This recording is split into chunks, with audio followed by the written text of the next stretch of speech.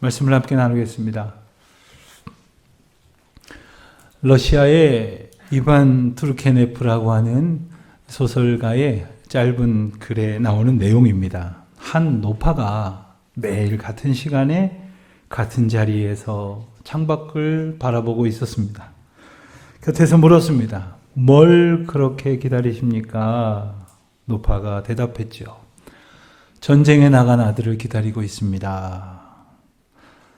그런데 전쟁은 20년 전에 이미 끝났습니다. 아들은 돌아오지 않고 있었죠. 그렇지만 노파는 매일 아침 엷은 미소를 띠면서 창밖을 바라보면서 여전히 기다리고 있었습니다. 그에게 있어서 기다림은 삶의 일부분이었습니다. 그렇지만 전부라고도 말할 수 있는 큰 사랑이기도 했습니다. 기다림은 바로 아들을 향한 사랑이었던 것입니다. 우리가 많은 시간 기다림으로 시간을 보내지만 기다림은 단순히 시간을 보내는 행위가 결코 아닙니다. 그래서 가브리엘 마르쉘이라고 하는 철학자는 기다림이란 희망의 존재론적 행위다 이렇게 말하기도 했습니다. 희망의 존재론적 행위. 그러니까 누군가를 기다린다고 하는 것은 그 사람에게 내 존재를 향하게 된다는 것이고, 그리고 그 사람이 올 것을 믿는다는 것이며, 기다리는 사람의 마음속에는 그 대상이 이미 들어와서 함께하고 있는 것이다 라는 말입니다. 자, 그렇다면 그런 정말로 아름다운 기다림만 있느냐? 꼭 그런 것도 아닌 것 같습니다. 여러분들은 고도를 기다리며 라는 희곡에 대해서 들어보셨을 겁니다. 이 책에 보면 두 주인공이 고도를 하염없이 기다립니다. 그런데 그들은 실상 이 고도가 누구인지, 왜 기다리고 있는 것인지조차 모르고 있습니다. 그러니 그들의 기다림에는 대상을 향한 사랑도 없었고, 그리고 설렘도 없었으며 올 것이라는 확신도 없었습니다. 만약 그런 기다림을 가지고 살아간다면 그 기다림은 삶을 의미 있게 하기보다는 오히려 공허하고 황폐하게 만들어 버릴런지도 모릅니다. 여러분들의 삶의 기다림은 어떤 것일까 한번 같이 생각을 해봤으면 좋겠습니다. 그리고 오늘 본문에 그 기다림에 관한 이야기들, 그리고 기다림의 시간을 갖고 있는 사람들이 등장을 하죠. 같은 자리에서 같은 대상을 기다리는 10명의 처녀들이 있었습니다. 그런데 그들의 모습은, 그리고 그들의 자세와 내용은 아주 크게 달랐던 겁니다. 그 결과 잔치집에 들어가느냐 못 들어가느냐의 결론이 났고, 이 비유가 천국에 관한 비유라고 말씀하셨으니 곧 천국문에 들어가느냐 마느냐라는 아주 중요한 결론을 가르게 되었던 이유가 되었죠. 우리가 1절 말씀에서 본 것처럼 천국은 마치 등을 들고 신랑을 맞으러 나아간 10 처녀와 같다고 하셨으니 이 비유는 하나님 나라에 대해서 말씀을 하시는 것입니다. 그렇지만 이 비유의 내용을 우리가 좀 살펴봐야 하겠으니 유대인의 결혼 풍습에 대해서 우리가 몇 가지 기억해야 할 것이 있습니다. 그들의 결혼 풍습은 아주 독특합니다. 우선 대개 밤에 결혼식이 진행이 됩니다. 우선 신랑이 신부 집에 가서 신부의 가족들과 함께 종교적인 예식을 치르고, 그리고 신부를 데리고 신랑 집으로 해질 무렵에 돼서야 돌아오게 됩니다. 그러면 신부의 친구들이 이제 신랑의 집에서 먼저 가서 기다리면서 신랑과 신부 그리고 일행을 맞이하게 되는 겁니다. 들러리를 서는 거죠. 여러분, 들러리 서보셨습니까?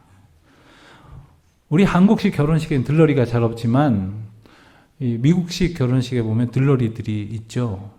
저도 미국에서 결혼식을 보니까 들러리들이 한 3사람 정도씩 이렇게 보통 서곤 하는데, 어떤 마음일까 이런 생각이 들곤 합니다. 친구의 결혼을 아주 기뻐하는 마음으로 즐거이 참여할 것이다 라고 생각이 들지만 어떤 사람은 배가 아프지는 않을까? 내가 지금 병풍 노릇해야 될까? 이런 생각은 하지 않을까 하는 생각도 해본 적이 있습니다. 제 아는 선배 목사님 중에 이런 분이 있었습니다.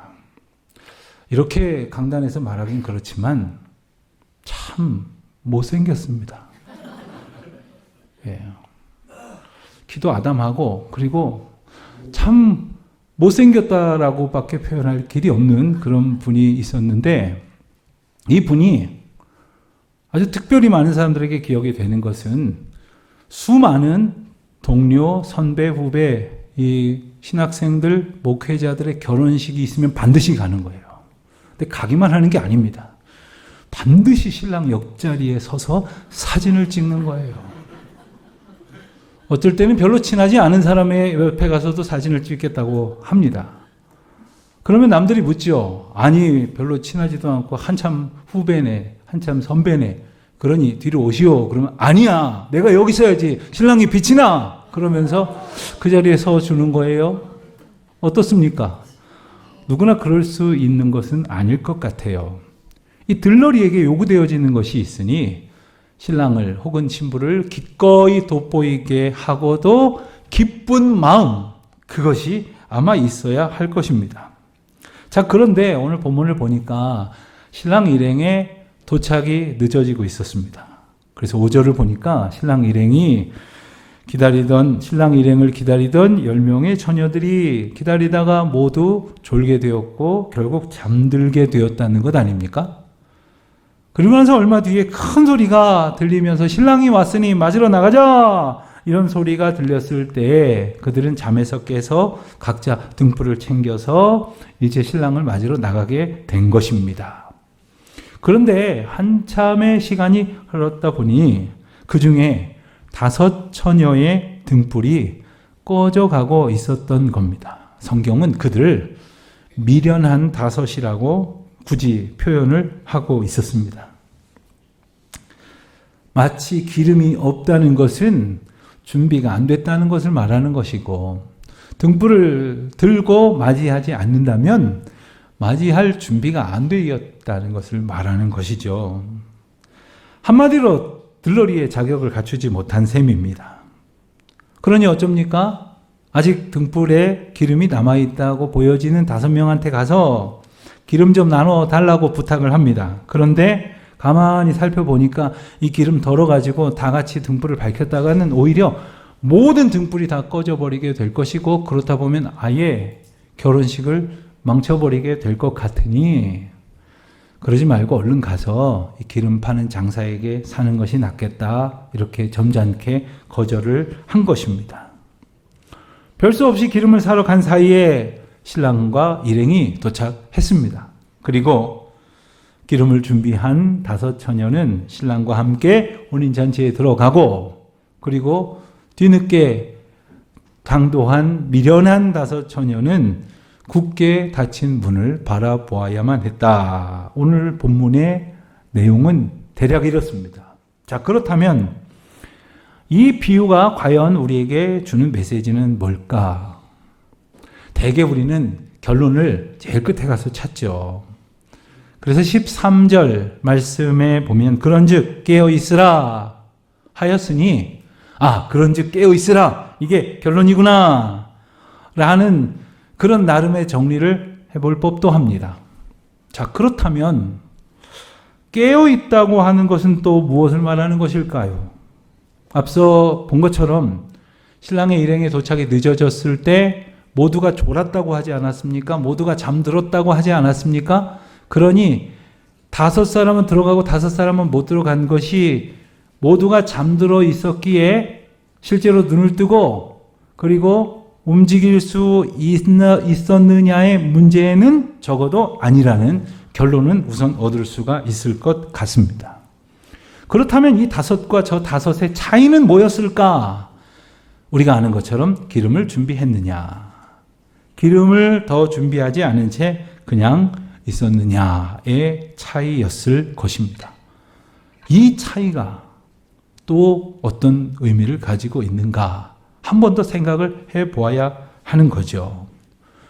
여러분, 기름을 준비했다는 것은 말 그대로 등불에 채울 기름을 준비했다는 것이지만 이 비유에 담긴 등불은 단지 기름 얼만큼의 문제가 아니었을 것입니다.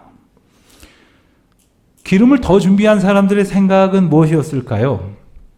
신랑이 늦을지도 모른다. 그러면 밤은 더 깊어질 것이고, 그리고 가만 보면 이전에 저 제너머 어느 고을에 있었던 결혼식에서 신랑이 늦게 오는 바람에 한참 동안이나 기다린 이야기를 들은 적이 있지.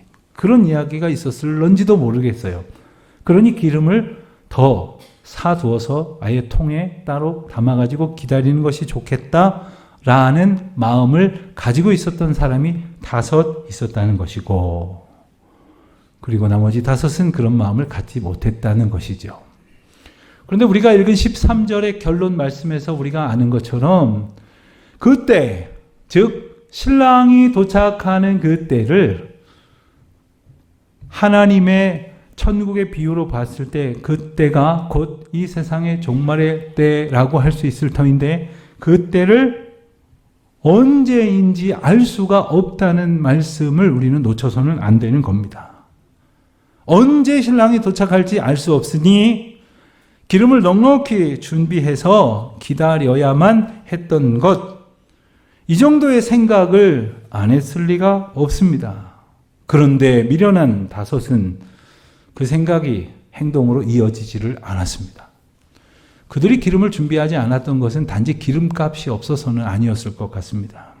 그럼 뭐가 없어서였을까요? 기름을 준비해야 하겠다는 마음이 없었던 거예요. 그 마음, 기름을 준비해야겠다고 하는 그 마음이 행동으로 이어지지 않았던 것은 그와 같은 만큼 생각하지 않고 있었다는 것이죠. 왜 마음이 없었을까요? 왜 그만큼 생각하지 않았을까요? 혼인잔치에 대해서, 신랑 신부의 기쁨에 대해서, 그 잔치자리에서 누릴 모두의 행복에 대해서 그만큼의 소원이 그들에게는 없었다는 것입니다. 다시 한번 말씀을 드리지만 오늘 이 비유는 천국 비유라고 말씀을 드렸어요. 그러니 하나님 나라의 잔치, 천국 잔치에 합당한 것은 무엇이냐? 바로 마음이라는 사실이에요. 어떤 마음을 가졌느냐, 어떤 소원을 가졌느냐, 어떤 생각을 가지고 있느냐에 따라서 기꺼이 기름을 준비할 수도 있고, 에이 모르겠다, 귀찮다, 어떻게 되겠지, 이것 안에서 되면 좋고 아니면 말고 하는 식으로 생각할 수밖에 없었던 거죠. 그것이 그들의 마음의 차이였던 것입니다. 그들의 마음은 잔치를 기대하고 기뻐하는 마음이었고, 또 미련한 5의 마음은 그런 것과는 전혀 상관없는 마음이었습니다. 그 잔치를 기뻐하는 마음을 우리는 가졌는가? 천국에서 벌어질 하나님을 영화롭게 하는 천국의 잔치에 합당한 마음을 우리는 가졌는가? 좁게 보면 오늘 이 아침에 하나님께서 허락하신 이 아름다운 성전에서 드려질 하나님의 영광 받으실 예배에 기뻐할 그 마음을 우리는 가졌는가 하는 거죠. 오늘날 미국에서 가장 영향력 있는 목사님 중에 한 분으로 꼽히는 존 파이퍼라고 하는 목사님은 기독교 신앙의 핵심을 하나님 안에서의 기쁨이라고 정의를 합니다. 무슨 말이냐? 하나님 안에서 기뻐하느냐?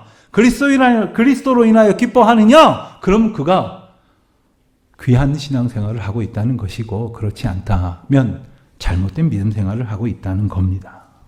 내가 내 아버지의 집에서 하나님을 찬송하고 하나님께 예배하며 하나님께서 주시는 말씀으로 충족되어지는 그 기쁨을 누리고 있느냐, 그 기쁨 속에 살아가고 있느냐 없느냐가 신앙생활을 옳게 하고 있느냐 그렇지 못하고 있느냐를 판별하게 해 준다는 겁니다. 자, 여기 우리 찬양대원이 있습니다. 우리 찬양대원들이 찬양대원이라는 귀한 사명을 받았습니다. 귀한 책무를 감당하고 있는데, 만일 이 중에 혹 없겠지만 어떤 분이 별로 안 기뻐요. 즐겁지도 않아요.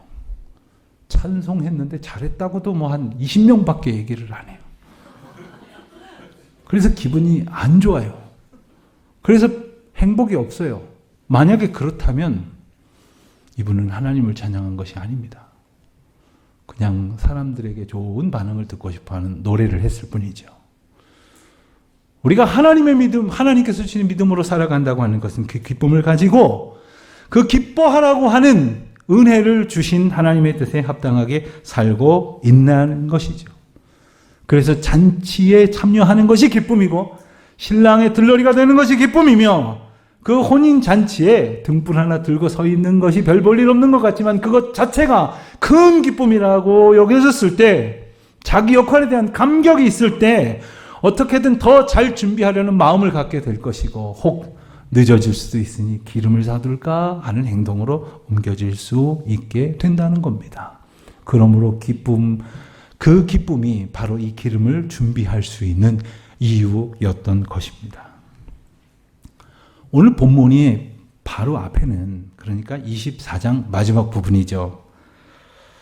오늘 본문보다 덜 알려졌지만 아주 중요한 오늘 본문과 같은 주제의 말씀이 등장을 합니다. 그 내용을 간략하게 제가 소개하겠습니다. 여기 종들에게 일을 시키고 그리고 얼마 동안 멀리 출타하게 된 주인이 있습니다.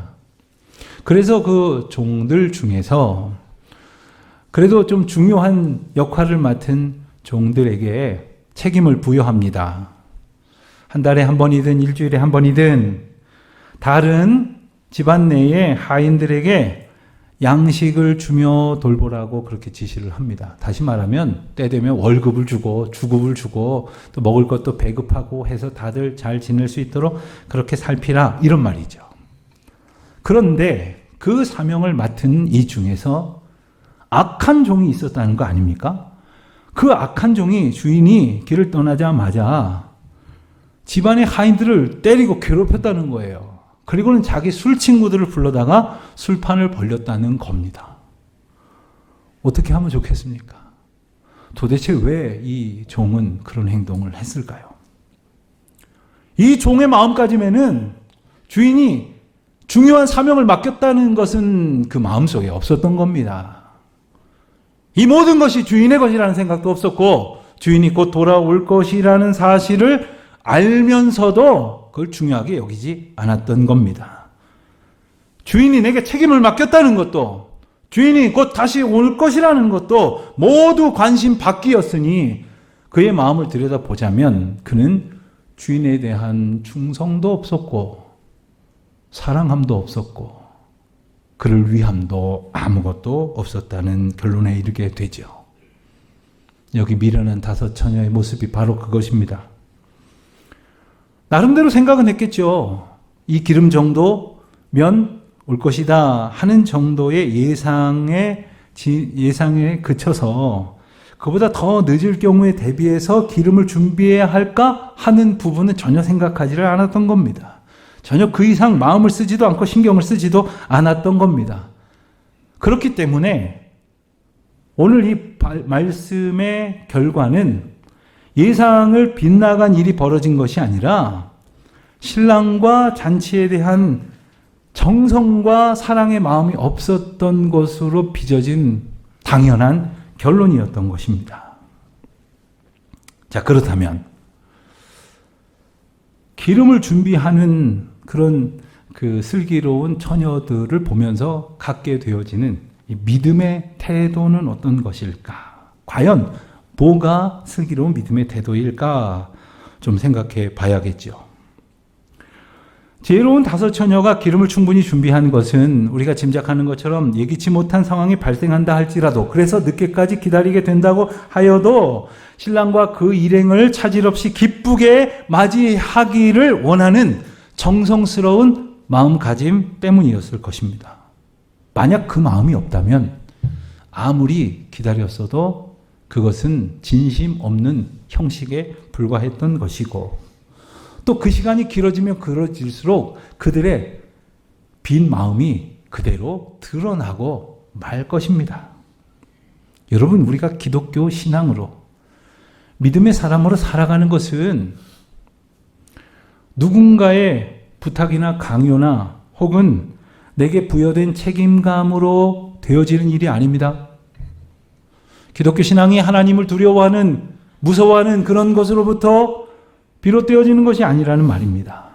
기독교 신앙이란 예수 그리스도로 인하여 내 마음에 결코 식어지지 아니하는, 결코 떨어지지 아니하는, 끝없이 샘솟는 하나님의 영광과 은혜가 계속되어짐으로 비롯되어지는 기쁨, 그 충만한 은혜, 그 충만한 은혜가 허락하는 영원한 생명력, 그것으로 우리가 사는 것이람을 잊지 말아야 할 것입니다. 때로는 우리가 정말 열심히, 남들보다 열심히 예배드리고 기도도 하고 또 성도를 섬기며 봉사를 한다고 하더라도 예수 그리스도께서 일러주신 그 기쁨으로 채워진 마음에서 비롯된 것이 아니라면 아무 소용이 없는 겁니다. 그렇게 우리 마음을 우리는 성찰해 보아야 하지 않겠습니까? 그리고 그 마음을 성찰한다는 것이 혹시 기름이 떨어지지는 않았는지, 기름을 더 채워야 하는 것은 아닌지를 돌아보는 것이라고 할 수가 있겠습니다. 그렇지 않다면 남들 볼 때는 그럴듯하겠지요. 뭔가 하는 것 같겠지요. 그러나 실상 예수 그리스도가 자리하지 못하고 있는 그 마음은 껍데기뿐인 것이고 형식만 남은 위선이요, 외식이라는 사실을 우리 예수님께서는 다시금 일깨워 주시는 것입니다. 사랑하는 성도 여러분, 세상에 기쁘고 즐거운 일이 많겠지만 그게 얼마나 오래 갑니까? 언젠가는 기쁨이었던 그것이 나에게 고민거리가 되기도 하고 근심거리가 되기도 하지 않습니까? 그러나 우리를 진정 기쁨과 평강으로 인도하시는 유일한 제목은 바로 예수 그리스도의 생명이 아닙니까? 예수 그리스도의 생명력으로 인하여 기뻐하는 삶, 그 예수 그리스도로 인하여 충만함으로 기뻐하는 삶이 저와 여러분의 삶에 되시기를 축원드립니다. 그렇다면 예수 그리스도로 기뻐한다는 것은 무엇일까? 마지막으로 이 부분을 살펴보기를 원합니다. 여러분, 예수님 때문에 기쁘십니까? 그렇다면 예수님이 없으면 안 기뻐해야 할 것입니다. 예수님 때문에 기뻐하신다면 구체적으로 무엇 때문에 예수님이 나의 기쁨의 이유인지를 날마다 묵상하시고 그것으로 인하여 다시금 기쁨의 이유를 활력 있게 유지하시기를 축복합니다. 가장 먼저는 바로 이것이겠죠. 예수님 없이는 내가 살 수가 없는 존재인데, 예수님이 아니었다면 나는 살 수 없는 존재인데 이처럼 견디게 하시니, 살게 하시니, 숨쉬게 하시니, 절망 가운데서 모두가 다 포기할 수밖에 없을 그때에 다시금 소망을 가지고 일어서게 하시니 예수 나의 생명입니다. 예수 나의 소망입니다. 예수 나의 기쁨입니다. 이처럼 찬송할 수 있게 되는 것 아닙니까? 예수님의 십자가 보혈이 아니고서는 우리의 죄를 해결할 길이 없었지 않습니까? 그 은혜를 인하여 우리가 구원받은 능력으로 살아가게 되었다는 은총을 입은 존재임을 잊지 않으시기를 축원드립니다. 그뿐 아닙니다. 그 은혜의 사건이 언젠간 끝나버린, 그래서 더 이상 이어갈 수 없는 과거의 추억거리가 아니라 살아계신 주님은 지금 이 순간도 우리를 붙드시고 우리와 함께 역사하시고 그리고 우리의 길이 되시고 진리가 되시고 생명이 되셔서 지금도 나를 붙드시고 일으켜 세워주시니 인도하시는 가운데에 그 기쁨을 날마다 충만케 하시니 이것이 우리의 찬송의 이유가 아니고 과연 무엇이겠습니까? 이 기쁨만이 우리의 영혼을 깨우는 줄로 믿습니다. 잠들어 있지 마십시오. 그저 잠들어 있는 자들 곁에서 이래도 될 것이라는 나태함으로 살지 마세요. 영혼을 깨우는 것은 오직 그리스도의 보혈뿐입니다. 그리스도의 생명력뿐입니다. 그 생명력으로 힘겨울 수 있는 모든 형편을 견디어내고 능력 있게 이겨내고 그리하여 더 큰 찬송으로 주님께 영광 돌려드리는 저와 여러분이 되시기를, 그리고 그때 우리가 천국을 살아가고 있다고 하는 것을 감사할 수 있는 우리 모두가 되시기를 축원드립니다.